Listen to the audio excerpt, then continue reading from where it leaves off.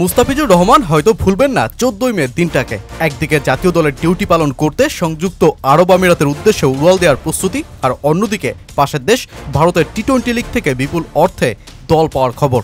পিচের পুরনো ঘর দিল্লি ক্যাপিটালস পোস্ট করে লেখে, Mustafizur Rahman is back in after 2 years. তবে আইপিএলে দল পেলেও বিসিবি আদৌ কি তাকে এনওসি দেবে কিনা, বা দিলেও কবে তিনি যোগ দেবেন দিল্লি শিবিরে, এ নিয়ে আছে নানা প্রশ্ন।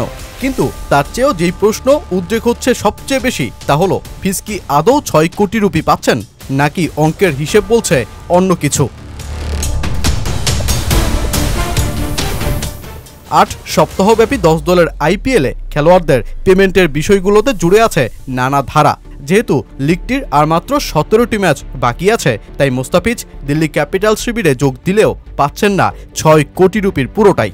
বেতনের এই অর্থটা সাধারণত গোটা আসরের জন্য ধরা হয়। যদি 6 কোটি রুপির কোনো প্লেয়ার অর্ধেক মৌসুম খেলেন, তবে তিনি 3 কোটি রুপি পাবেন।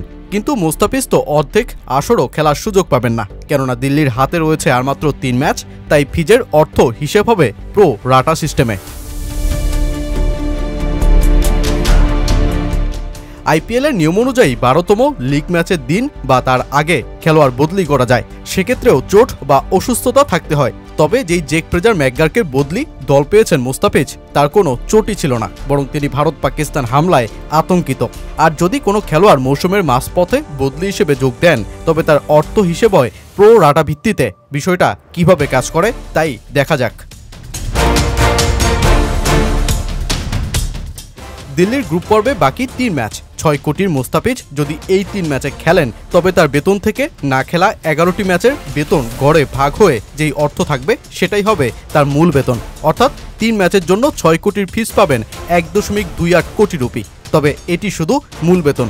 এর সাথে match fee, bonus, commercial deal বা নানা বিষয় যুক্ত হয়ে যে অঙ্কটা আরও বাড়তে পারে। আর দিল্লি যদি প্লে অফ খেলার সুযোগ পায়, তবে আরও অন্তত 3 ম্যাচ খেলার সুযোগ থাকবে যদি দলটা ফাইনাল খেলে। সেক্ষেত্রে মূল এই বেতন আরও বাড়বে মুস্তাফিজের। আগামী 18ই মে ভয়ঙ্কর গুজরাট টাইটান্সের বিপক্ষে দিল্লি ক্যাপিটালসের প্লে অফে ওঠার ডু অর ডাই লড়াই শুরু হচ্ছে। 19 মে আরব আমিরাতের বিপক্ষে বাংলাদেশের ম্যাচ থাকায় মুস্তাফিজ এই ম্যাচ মিস করতে পারেন। দিল্লির পরবর্তী 2 ম্যাচ 21 ও 24 মে যথাক্রমে মুম্বাই ও পাঞ্জাবের বিপক্ষে। এই 3 ম্যাচেই প্লে অফের ভাগ্য ঝুলে থাকা দিল্লির মুস্তাফিজকে চাই, যখন মিচেল স্টার্ককে নিয়ে সন্দিহান দলটা।